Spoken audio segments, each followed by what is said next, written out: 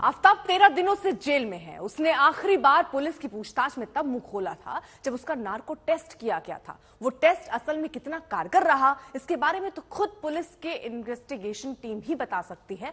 मगर जब उसका नार्को टेस्ट किया गया था, वो कैसा माहौल था, वो किस्सा अपने आप में बेहद दिलचस्प है। क्योंकि सच कहा जाए तो पुलिस के लिए इस नार्को टेस्ट की बहुत अहमियत थी।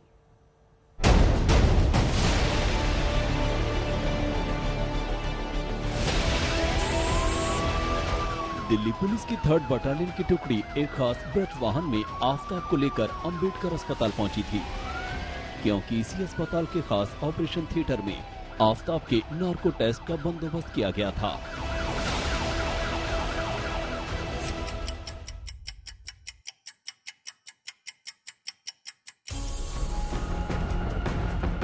अब आफताब की ये तस्वीरें देखिए।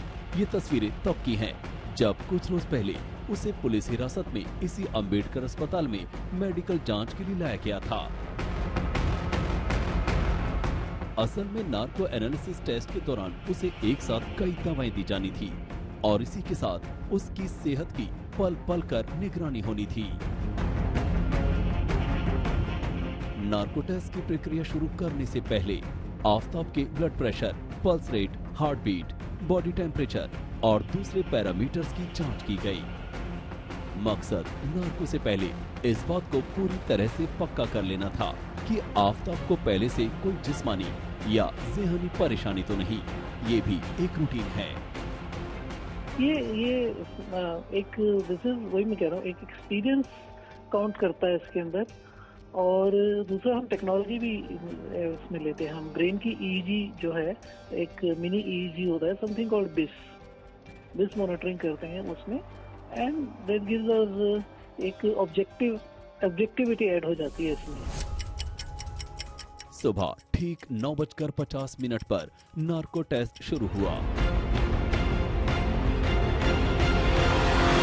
आफताब को बताया गया कि उसके हाँ कहने के बाद उसे कुछ दवाएं दी जाएंगी, जिसके बाद वो कुछ देर के लिए नींद बेहोशी की हालत में चला जाएगा और इसी दौरान उससे केस से संबंधित सवाल पूछे जाएंगे और उन सभी के सभी सवालों और जवाबों को रिकॉर्ड किया जाएगा।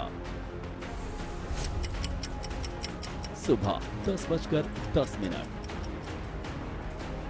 सुबह 10:10 पर उसे इंजेक्शन के जरिए एनेस्थीसिया समेत दूसरी जरूरी ड्रग्स की खुराक दी गई। इस दौरान डॉक्टर ने इस बात का पूरा ख्याल रखा कि आफताब को दी जा रही एनेस्थीसिया और दूसरी दवाओं की डोज बिल्कुल सही हो।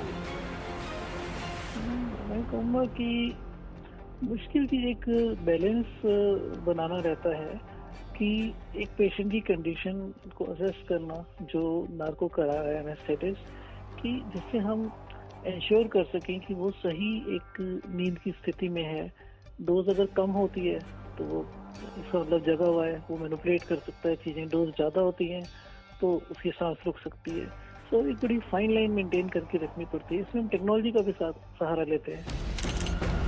सूत्रों की माने तो आफताब ने फॉरेंसिक साइकोलॉजिस्ट के पूछे हर सवाल का जवाब इत्मीनान से दिया और जैसा कि अब तक वो करता रहा है, उसने ज्यादातर सवालों के जवाब अंग्रेजी में ही दिए। टेस्ट के दौरान आफताब पहले कई सवालों पर चुप ही रहा, लेकिन जब उससे दोबारा वही सवाल पूछे गए तो उसने जवाब दिया। यही वो आखिरी जगह थी जहां आफताब के मुंह से निकला हर एक शब्द श्रद्धा मर्डर मामले की जांच में लगी पुलिस के लिए किसी सुराग और सबूत से कम नहीं था, क्योंकि उसके सवालों के जवाब में हाँ और ना कहना ही अंधेरे में भटकती पुलिस को रास्ता भी दिखा सकता है या फिर उसे और गुमराह कर सकता है। श्रद्धा मर्डर केस की जांच लगातार आगे बढ़ रही है। पुलिस को उम्मीद है कि 90 दिनों में वो इस मामले की चार्जशीट दाखिल कर पाएगी, लेकिन इससे पहले कई रिपोर्ट्स का इंतजार है। इसमें सबसे अहम है डीएनए रिपोर्ट। इसके साथ साथ पुलिस ने इस मामले में आरोपी का नार्को टेस्ट भी कराया था। नार्को टेस्ट से भी पुलिस को काफी सफलता हासिल हुई। उम्मीद यही की जानी चाहिए कि नार्को टेस्ट, इससे पहले पॉलीग्राफ टेस्ट और ये तमाम टेस्टों की रिपोर्ट पुलिस एक साथ लगाएगी, ताकि इस मामले में पुख्ता सबूत अदालत के सामने रखे जा सके। कैमरामैन अजय सिन्हा के साथ चिराग गोठी, दिल्ली, आज तक।